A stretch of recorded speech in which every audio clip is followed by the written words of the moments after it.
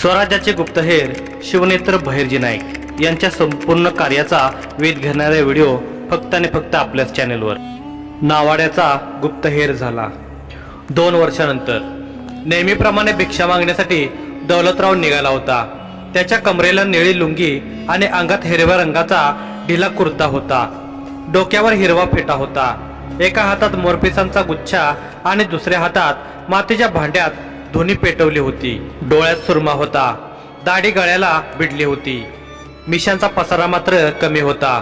त्याने आता नगर परकोटाच्या आत प्रवेश केला होता. समोर दुकानांच्या रांगा होत्या. प्रत्येक दुकानासमोर जाऊन तो धुनीचा धूर दुकानात सोडत होता आणि दुकानदार काही ना काही त्याच्या झोळीत टाकत होते. हा त्याचा नित्यक्रम झाला होता. नगरापासून काही अंतरावर असलेल्या दर्ग्यात तो वास्तव्यात होता. 2 वर्षापूर्वी कान्होजींनी त्यांच्या एका ओळखीच्या मौलवीकडून दौलतरावाचे इस्लामिक शिक्षण सुरू केले होते. या 2 वर्षात त्याने इस्लाम पूर्णतः अंगीकारला होता. हे त्याला मिळालेले प्रथम यश होते. त्याला इस्लामबद्दल असलेली इत्थंभूत माहिती पाहून तो जन्मजात इस्लामिक आहे असाच कोणाचाही दृढ विश्वास होईल. दौलतरावाने आता स्वतःचे रहीम बाबा हे नामकरण करवून घेतले होते. कान्होजींनी जातेवेळी स्वराज्याच्या गुप्तहेर पथकाचा प्रसार कसा करायचा याबद्दल काही सूचना दौलतरावाला दिल्या होत्या. आता दौलतरावाला त्या सूचना पूर्णत्वाला न्यायच्या होत्या. परंतु विजापुरात त्याचे एक कार्य अजून अपूर्ण होते. ते पूर्ण करण्यासाठी तो आता सैनिक वसाहतीकडे आला होता. सैनिक वसाहतीत दारोदार जाऊन त्याने भिक्षा मागितली होती. शेवटच्या घराजवळ जाऊन तो थोडा वेळ थांबला आणि मोठ्याने उर्दू भाषेत ओरडला, उघडले आहे स्वर्गाचे द्वार. तो असे का ओरडला असावा हे सैन्य वसाहतीत पहारा देणाऱ्या कोणत्याही सैनिकाच्या लक्षात आले नव्हते. परंतु वसाहतीच्या भिंतीला लागून असलेल्या कैदखान्याच्या परकोटाजवळ पहारा देत उभ्या असलेल्या एका सैनिकाला रहीम फकीर बाबाच्या वाक्याचा अर्थ उमगला होता. तो पहारा देत कैदखान्यातील कैद्यांच्या जाळीदार खोल्यांसमोरून चालू लागला. चालता चालता तो 11 क्रमांकाच्या खोलीसमोर येऊन थांबला आणि हळूच उर्दूत पुटपुटला, उघडले आहे स्वर्गाचे द्वार. त्या पहारेकऱ्याचे शब्द कानावर पडताच अंधाऱ्या खोलीत जमिनीवर खिळून बसलेल्या कैद्याने मान वर केली. त्याचा चेहरा अतिशय केळसवाना दिसत होता. लाळेचे ओघळ ओठांच्या कपारीतून निघून वाढलेल्या दाढीवरून उतरून गळ्यावर कंठापर्यंत पसरत होते. त्याच्या जटा खांद्यावर लोंबकळत होत्या. काळ्या सावळ्या रंगाच्या त्या माणसाच्या गालावर काळ्या रंगाचे डाग उमटले होते. कदाचित ते डाग घामावर माती बसल्याचे असावेत. तो आता पटकन उठून खोलीच्या मागच्या भागात गेला. तिथल्या जमिनीवर काहीतरी शोधू लागला. परंतु तो जे काही शोधत होता ते मिळत नसल्याने त्याचा संताप होत होता. परंतु तो तिथे काय शोधत असावा? रहीम बाबाच्या संदेशाचा अर्थ नेमका काय होता? हिरमोड होऊन तो कैद खोलीच्या द्वाराजवळ येऊन बसला. त्याच्या मस्तिष्कात विचारचक्र सुरू झाले होते. रहीम बाबाच्या वाक्याचा अर्थ त्याला कळला असल्याचे त्याच्या चेहऱ्यावरील आविर्भावावरून दिसत होते. परंतु तरी सुद्धा तो कसल्या तरी संभ्रमात होता. वातावरणात बऱ्यापैकी अंधार पसरला होता. नुकतीच चंद्रकोर आकाशात डोकावली होती. दौलतराव उर्फ रहीम बाबा आज संपूर्ण दिवस नगरातील मशिदीत थांबला होता. शेवटची प्रार्थना आटपून तो मशिदीच्या बाहेर आला होता. तो पुन्हा सैनिक वसाहतीकडे आला होता. तुरुंग परकोटाला लागून असलेल्या नालीजवळ तो घुटमळत होता. तो जिथे उभा होता त्याला लागूनच सैनिक वसाहतीची मोठी भिंत होती आणि त्या भिंतीच्या आधाराने सैनिकांच्या वसाहती होत्या. वसाहतीत पहारा देणारे सैनिक बऱ्यापैकी लांब होते. रहीम बाबा उशिरापर्यंत सैनिकांच्या वसाहतीत नेहमी थांबायचा म्हणून त्याच्यावर कोणी संशय घेत नव्हते. कधी कधी रहीम बाबा एखाद्या सैनिकाच्या घरी भिक्षा मागून खाल्ल्यावर तिथेच ओट्यावर आडवा व्हायचा. परंतु आज तो वसाहतीच्या भिंतीमागे होता. तो आता सतत तुरुंगाच्या परकोटातून निघालेल्या मल विसर्जनाच्या नालीकडे बघत होता आणि पुन्हा येऊन जागेवर बसत होता. आता त्याच्या संयमाचा बांध तुटत होता. तो हतबल होऊन जागेवर येरझाऱ्या मारू लागला. परंतु पुन्हा वैतागून एका दगडावर जाऊन बसला. मग त्याला अचानक काहीतरी पडल्याचा हलकाच आवाज ऐकू आला आणि तो नालेजवळ धावत गेला. दीर्घ श्वास घेऊन सोडत तो पुटपुटला, नालेच्या मधूनच हळूहळू नगराद्वाराच्या बाहेर जा. नालेमध्ये तो कैदी होता ज्याच्याजवळ रहीम बाबाने संदेश पोहोचवला होता. तो संदेश पोहोचवणारा पहारेकरी रहीम बाबानेच पेरलेला होता. रोज मध्यरात्रीनंतर रहीम बाबा मलविसर्जन नालेच्या खालच्या बाजूला पोखरून एक भुयार बनवत होता. लाल विटा आणि चुन्याच्या सहाय्याने बनवलेल्या त्या नालीला हळूहळू पोखरून 11 क्रमांकाच्या कैद खोलीतील प्रसाधन गृहापर्यंत त्याने काल रात्रीच मार्ग मोकळा केला होता आणि तोच संदेश त्याने कैद्यांपर्यंत पोहोचवला होता. उघडले आहे स्वर्गाचे दार. परंतु ते दार प्रसाधन गृहातून असेल याचा अंदाजही त्या कैदेला नव्हता. नालीतून जाऊ, संपूर्ण कैदखान्याचा मल या नालीत आहे, तो कैदी हळूच म्हणाला. मग दुसरा पर्याय आहे, पुन्हा कैदखान्यात जा, दौलतराव स्मित करून खोडकरपणे म्हणाला. कैदखान्यातून सुटका केल्याबद्दल तुमचा ऋणी आहे, भावुक होऊन तो कैदी म्हणाला. नाईलाजाने त्या विष्ठेतून रेंगत जाऊ लागला.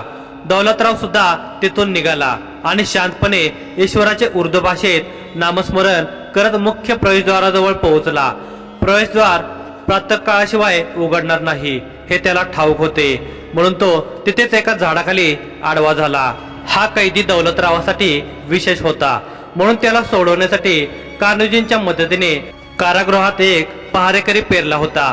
कैदखान्यातून बाहेर निघण्यासाठी एक बाबा भूसुरुंग बनवत असल्याची माहिती त्या पहारेकऱ्याने कैद्याला आधीच दिली होती आणि उघडले आहे स्वर्गाचे दार या वाक्यातून त्याला संदेश दिला होता. परंतु हा कैदी कोण होता आणि तो दौलतरावासाठी इतका विशेष का होता? सूर्याची कोवळी किरणे झाडांच्या शेंड्यावर पडली होती. पूर्वेकडील आसमंत नारंगी नभांनी नटले होते.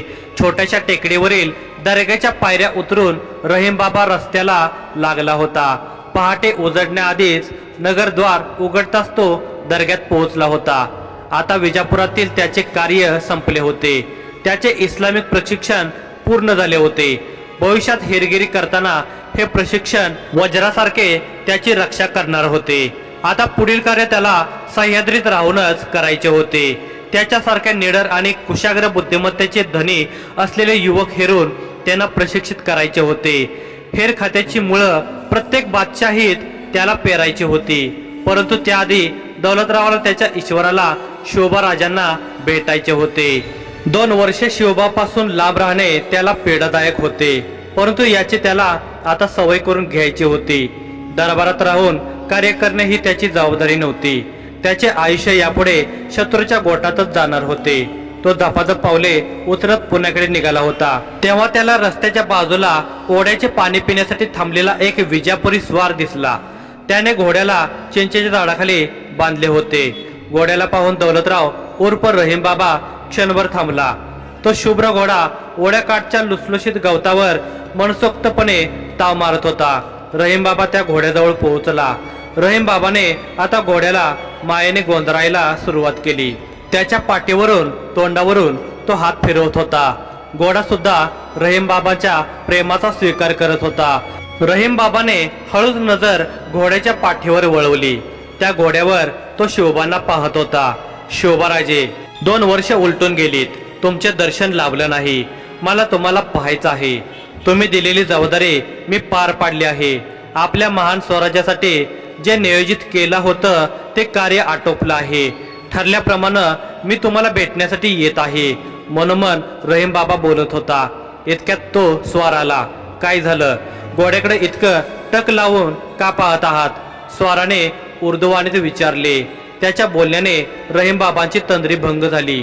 क्षणभर स्वारावर नजर फिरवून काहीतरी विचार करून तो त्या स्वाराला म्हणाला, घोड्याला पाहून मला जाणवतंय की हा घोडा तुझ्या भाग्याचं दार उघडणार आहे. ते असो, पण आता तू वायव्य दिशेला जातोयस ना?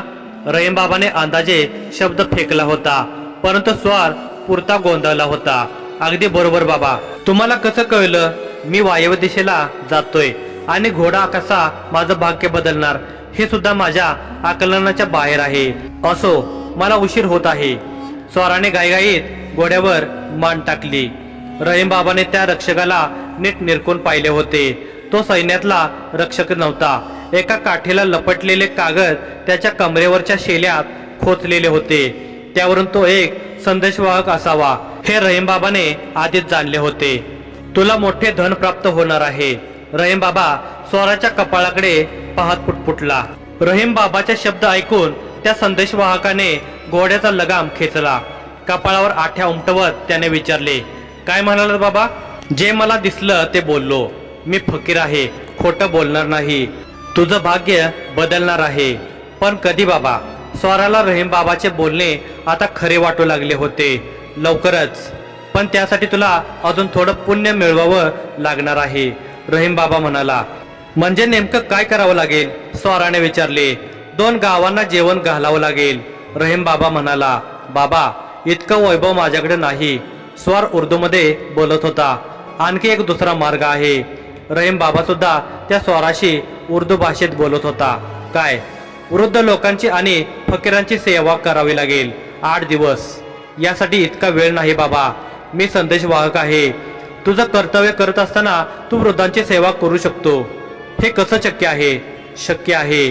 वाटेत एखादा वृद्ध दिसला तर त्याला तुझ्या घोड्यावर जागा देऊन त्याचा त्रास कमी कर. आणि फकीरांची कशी सेवा करू? दर्ग्यात जाऊन चादर चढव, फकीरांना अन्नदान कर. बघ, 8व्या दिवशी झोपेतून उठल्यावर हा घोडा तुला पूर्व दिशेला घेऊन जाईल आणि तिथं तुला धन मिळेल. स्वार रहीम बाबाच्या शब्दांनी सुकावला होता. तो पटकन घोड्यावरून खाली उतरला आणि रहीम बाबाचा हात हातात घेऊन हाताचे चुंबन घेतले. रहीम बाबाने त्याच्या डोक्यावर मोरपिसांचा गुच्छा टेकवला. तुम्ही कुठं जात आहात बाबा? स्वाराने नम्रपणे विचारले. भीमा नदीच्या काठी अळेगाव नजीक एक दर्गा आहे, तिथं जातोय. अहो बाबा, मग बसा घोड्यावर, मी शिरवळला जातोय. संदेशवाहकाच्या तोंडून शिरवळ हे नाव ऐकून रहीम बाबाने चमकून पाहिले, परंतु स्वतःला सावरत म्हणाला, अल्लाह तेरा भला करे. स्मित करत स्वार घोड्यावर बसला. त्याच्या मागे रहीम बाबा बसला.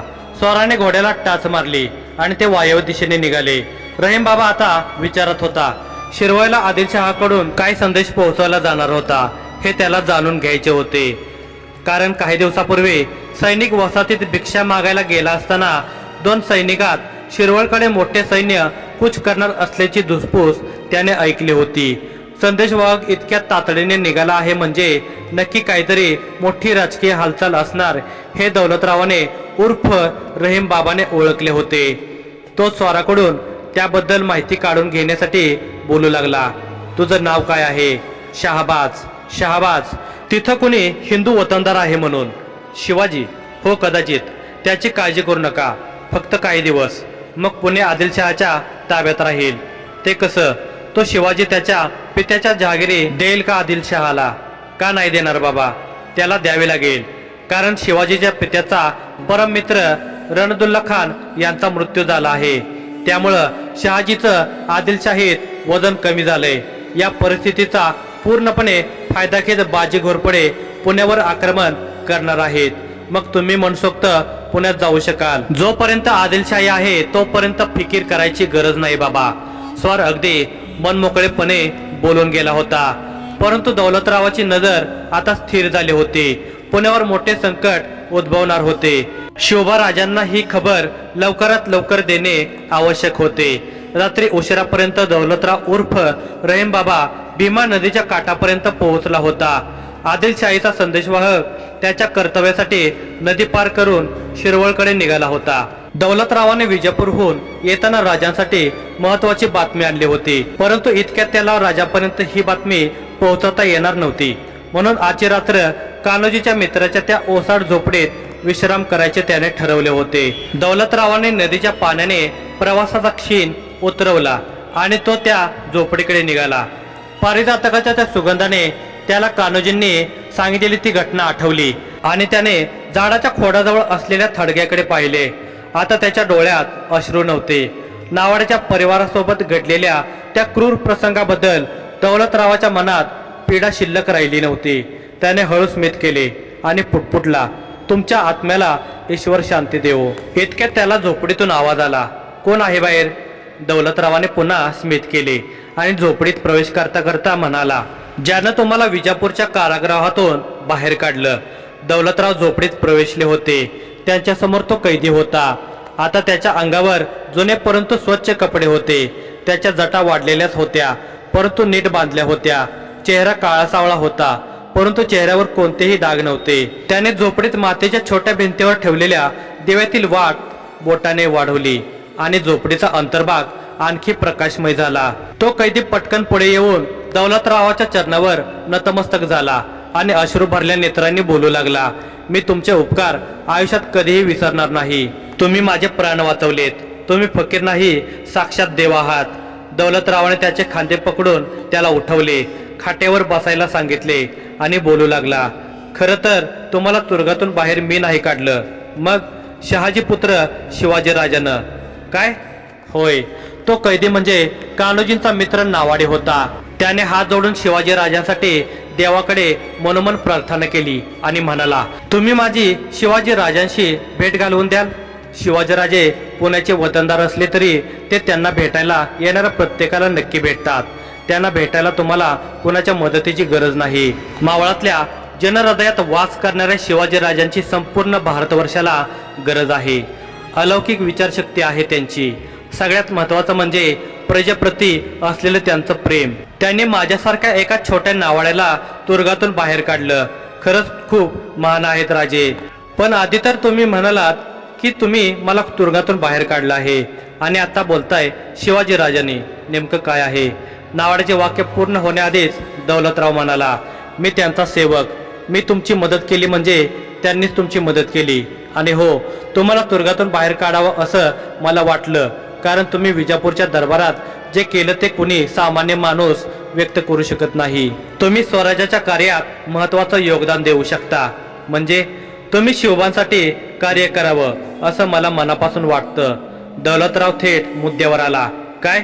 नावाडे आश्चर्यचकित होऊन म्हणाला, शिवाजी राजांना रयतेचं राज्य स्थापन करायचं आहे. स्वराज्य ज्यात कुणावरही कधी अन्याय होणार नाही, जिथं कुणाच्या आया बहिणीवर अत्याचार होणार नाहीत. प्रजेचं हित हेच राजाचं हित ही संकल्पना असेल स्वराज्याची. बाबा, शिवाजी राजांनी मला तुरुंगातून बाहेर काढलंय तर उरलेलं आयुष्य त्यांच्यासाठी अर्पण करायला मला काहीच हरकत नाही. आणि असंही आता ध्येयहीन जीवन झालंय माझं. आपलं असं कोणी जिवंत नाही. कोणासाठी जगू? राजांसाठी जगा. होय, तुम्ही सांगा मी काय करू? त्यांच्या सैन्यात भरती होऊ? नाही, त्यांच्या गुप्तहेर पथकात. गुप्तहेर आणि मी, हे कार्य मला जमेल? स्वतःच्या पत्नीच्या हत्येचा, भावबंधांच्या संहाराचा प्रतिशोध घेण्यासाठी तुम्ही जे कार्य केलं तसंच कार्य करायचं आहे, पण स्वतःहून कुणाची हत्या करायची नाही आहे. दौलतरावाच्या शब्दांनी नावाडे क्षणभर स्तब्ध झाला होता. तो विचारात हरवला होता. त्याला आठवत होते त्याने कान्होजींच्या मदतीने विजापुरी दरबारात आचार्य म्हणून जागा मिळवली होती. संयम राखून तो विजापूरच्या सैन्यकोशात वावरत होता आणि एक दिवस त्याला त्याच्या परिवाराची हत्या करणारा विजापुरी सरदार नदीम मिया दिसला आणि त्याच दिवशी त्याने त्याच्या जेवणात विष मिसळून त्याला मारले. त्यामुळे नावाड्याला 3 वर्ष यातनासाठी कैद आणि नंतर मृत्यूदंड देण्याची शिक्षा ठोठावण्यात आली होती. काय झालं? इतका काय विचार करत आहात? दौलतरावाने त्याला विचारातून बाहेर आणले. ठरलं, शिवाजी राजांचा हेर म्हणून मी कार्य करणार. तसं शिवाजी राजांसाठी कार्य करणं यापेक्षा मोठं भाग्य काय असू शकतं बाबा? नावाडे प्रसन्न मुद्रेने म्हणाला, मी बाबा नाही, दौलतराव नाव आहे माझं आणि माझं प्रताप कोळी. प्रतापजी, सर्वप्रथम तुम्ही तुमचा वेश बदला. आदिलशाही सैन्यातील कोण्या व्यक्तीला तुमची ओळख पटली तर पुन्हा कारागृहात जावं लागेल. हो दौलतराव, आता आयुष्याला नवीन सुरुवात करतो. बोलता बोलता प्रतापजी क्षणभर थांबला आणि पुन्हा बोलू लागला, माझ्या पत्नीच्या हत्येचा प्रतिशोध मी पूर्ण केलाय. आता सर्वप्रथम तिचा दाह संस्कार करतो.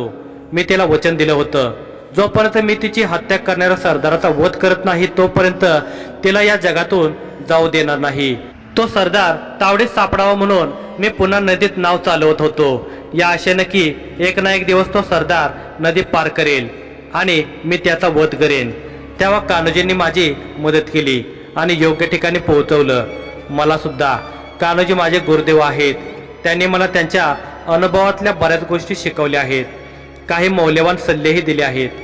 दौलतराव, तुम्ही विश्राम करा. आज रात्रभर मी माझ्या पत्नीशी गप्पा मारणार. तिचा या जगातला शेवटचा दिवस आहे आणि मी शिवाजी राजासाठी कार्य करणार ही आनंदाची वार्ता सुद्धा तिला सांगायची आहे. उद्यापासून ती पारिजातकाच्या झाडाखाली नसणार. प्रतापजीच्या डोळ्यात अश्रूने वेग घेतला होता. दौलतरावाचा सुद्धा कंठ दाटून आला होता. प्रतापजी उठून बाहेर गेला. दौलतराव मात्र शुद्ध होऊन त्याच्याकडे पाहत होता. प्रतापजीचे त्याच्या पत्नीवरचे प्रेम पाहून आता दौलतरावाने अंतर्मनात दाबून ठेवलेल्या शारदेच्या आठवणीने डोके वर काढले होते. तो घरी परतला नाही म्हणून तिने रडून रडून स्वतःचे काय हाल केले असतील.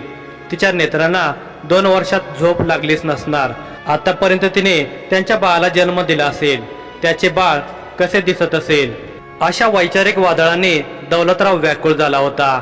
त्याच्या डोळ्यात नकळत आलेले पाणी त्याने मनगटाने पटकन पुसून टाकले. अश्रू हे स्वराज्याच्या हेराचे सर्वात मोठे शत्रू असतात हे तो जाणून होता. मोठ्याने उच्छ्वास सोडून त्याने छातीत सामावलेले दुःख वातावरणाच्या स्वाधीन केले. सर्वप्रथम राजांना बाजी घोरपडेच्या आक्रमणाची खबर देऊन मग शारदाला भेटायचे त्याने ठरवले. तो आता स्वतःला सावरून झोपडीच्या बाहेर प्रतापजीच्या सांत्वनासाठी गेला.